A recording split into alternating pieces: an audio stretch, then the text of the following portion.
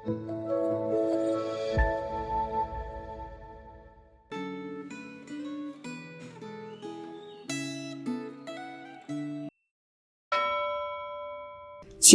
Bapak Ibu Saudara, hari ini kita akan belajar firman Tuhan dengan tema membentuk gaya hidup.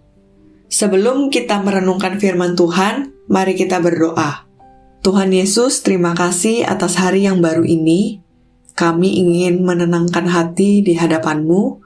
Bicaralah Tuhan dan ubahkan hidup kami lewat firman-Mu. Dalam nama Tuhan Yesus kami telah berdoa. Amin. Firman Tuhan hari ini terambil dari 1 Tesalonika 4 ayat 1-12, tetapi kita hanya akan membaca dari ayat 1, 11, dan 12. Akhirnya saudara-saudara, kami minta dan nasihatkan kamu dalam Tuhan Yesus. Kamu telah mendengar dari kami bagaimana kamu harus hidup supaya berkenan kepada Allah. Hal itu memang telah kamu turuti. Tetapi baiklah kamu melakukannya lebih bersungguh-sungguh lagi. Dan anggaplah sebagai suatu kehormatan untuk hidup tenang, untuk mengurus persoalan-persoalan sendiri, dan bekerja dengan tangan seperti yang telah kami pesankan kepadamu. Sehingga kamu hidup sebagai orang-orang yang sopan di mata orang luar dan tidak bergantung pada mereka. Sejak seseorang menjadi percaya dan menerima Yesus Kristus sebagai juru selamatnya, ia perlu dibimbing untuk menjalani cara hidup yang berkenan kepada Allah. Dalam bacaan Alkitab hari ini, ada dua gaya hidup yang perlu diwujudkan dalam kehidupan seorang Kristen, yaitu hidup dalam kekudusan dan hidup dalam kasih. Hidup dalam kekudusan adalah hidup yang dikhususkan untuk Tuhan. Sehingga hidup dalam kekudusan berarti menjalankan cara hidup yang berbeda dengan cara hidup orang-orang yang tidak mengenal Allah. Karena hubungan antara suami dan istri adalah cermin bagi hubungan antara Allah dan umatnya, hubungan antara suami istri harus diwarnai dengan kasih dan kesetiaan di antara mereka berdua. Sama seperti umat Allah harus menyembah dan mengasihi Allah saja, dan tidak boleh memiliki ilah lain dalam hidupnya.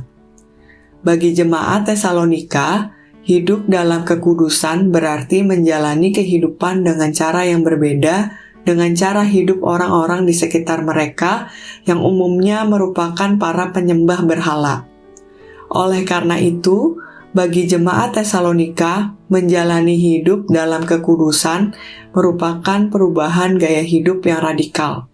Perubahan gaya hidup jemaat Tesalonika yang bersifat radikal itulah yang membuat mereka menjadi terkenal dan membuat mereka menjadi teladan bagi jemaat di kota-kota lain di seluruh provinsi Makedonia dan Akhaya.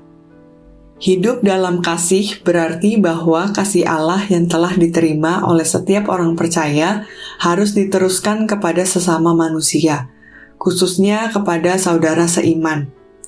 Orang Kristen yang tidak mengasihi sesamanya adalah orang yang belum benar-benar memahami kasih Allah terhadap dirinya. Hidup dalam kasih mencakup penerapan kasih persaudaraan dengan sesama orang percaya dan kasih yang diwarnai dengan kemurah hatian terhadap orang yang belum percaya. Hidup dalam kasih juga berarti hidup menjadi berkat, bukan menjadi beban bagi orang lain di sekitarnya. Supaya tidak menjadi beban bagi orang lain, orang Kristen harus bekerja agar bisa mencukupi kebutuhannya sendiri.